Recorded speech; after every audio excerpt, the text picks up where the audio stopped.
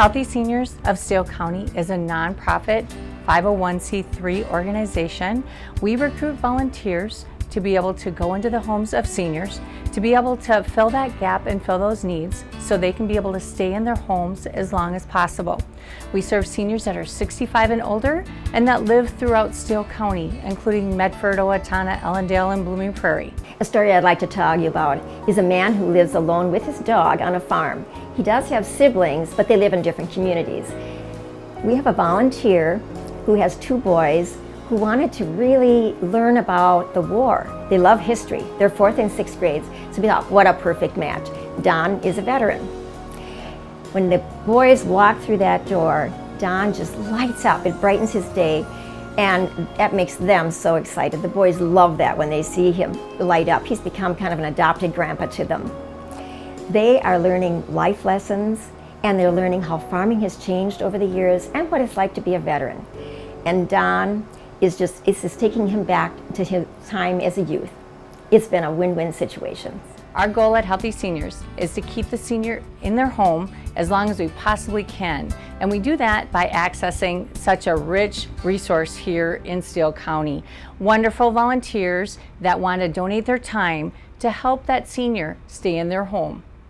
After I had retired, I saw an ad in the paper that they were looking for volunteers, so I attended one of the sessions at the fire hall with Connie Ruth in charge and probably yourself, and volunteered at that time for whoever I could, whatever the needs were, and I would be willing to help. And so after that time, I'm guessing it was Cheryl who called and asked if I would be willing to take this couple around to different housing venues because they were living at their home in the country, and with their declining health and eye issues that Lois was having, it was probably recommended that they move into town. The beautiful part about matching a senior and a volunteer is that relationship that grows and develops, and seeing how close and wonderful that friendship develops. We first met, Lois was still driving at that time. She drove into the church parking lot and I met them there. And from there we went to different Countryside and Park Place. Well, they loved both places, but you know, depending on what the situation was going to be and what they could afford and where they were going to go. So that remained something to be determined. But then in the meantime, you know, when they were considering these different options, Lowell had a declining health issue, which ultimately he ended up in the nursing home. So that changed their whole thought process of moving into town at that time. It was taking care of Lowell. And so he was at the nursing home for a period of time. He celebrated his 90th birthday there. And then after he passed away, I continued to assist Lois in some of the needs that she had. She got me all straightened out in the funeral adjustments and things that had to be taken care of to get the Social Security changed and my income to be settled. And it was a very big, huge help. One story that remains special to me is a couple of high school girls that joined our program through the National Honor Society and became volunteers for us. I sent them over to a senior's home to help with a routine household chore. And as they visited with the 2 seniors, they found out that they both had a love of music and had both been in the choir. And these 2 high school students were currently in the caroler program at Owatonna High School. Well, a couple days later, the seniors were surprised to see the caroler bus pull up out in front of their house, and out came the whole caroler parade into their home to sing them some Christmas carols.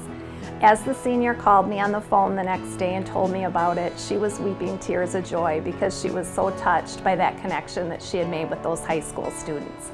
And the high school students had also seen me a couple weeks later, and they had shared the same excitement about being able to make that special connection with seniors. I thought it was very important that my father-in-law have some more support than just our family for him, that he have friends. And as he is aged, a lot of his friends have passed on. And so I contacted Healthy Seniors, and Cheryl Deason was so kind as to set this up with us, and we got together with Fred Ventura, and he's just been wonderful for my father-in-law and provided so much support and friendship for my father-in-law. And I think it's really a strong program, a really good program to keep seniors healthy in their homes.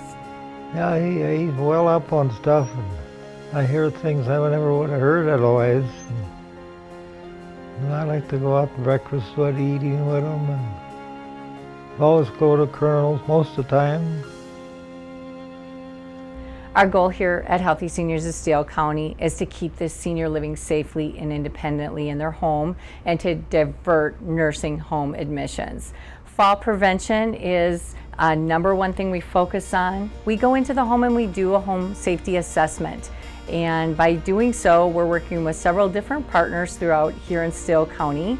We work with Steele County Human Services, Public Health, Allina Health System, Mayo Clinic Health System here in Owatonna, as well as other nonprofits. And we focus on the needs of those seniors and the resources here in Steele County to keep them safely and independently in their home. That one-on-one and that friendship that develops is important for any generation. It would be great for people of all ages to connect with the elderly program, either through Healthy Seniors or any other organization that exists out there. It's a very heartwarming experience. It's been a great help, just a blessing to get all the help from Healthy Seniors. I just don't know what I would have done without it.